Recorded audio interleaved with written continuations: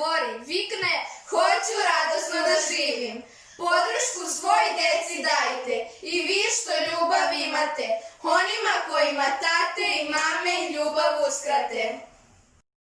Želeći da svi znaju da deca treba da žive svoja prava, školskim hodnicima smo dali nazive koji se tiču prava deteta. Dečije sokače nas podsjeća da je najvažniji, najbolji interes deteta.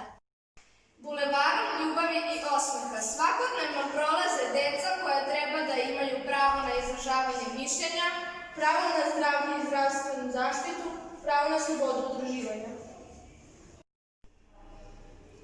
Samo ako smo okruženi ljubavlju, osmesima i pažnjom, možemo da stičemo nova znanja i bezbrižno da prođemo ulicu naučenih lekcija.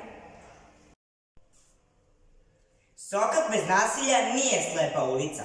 Pravo na zaštitu od zlostavljanja i zanemarivanja vodi nas na trg tolerancije. Na kome uvažavamo tuđa mišljenja, poštujemo različitost i na kome se razumemo jer smo ravnopravni. Jedno sunce sve nas greje, svima nam se isto smeje. Sva jata su samo ptice, pred suncem je jedno lice.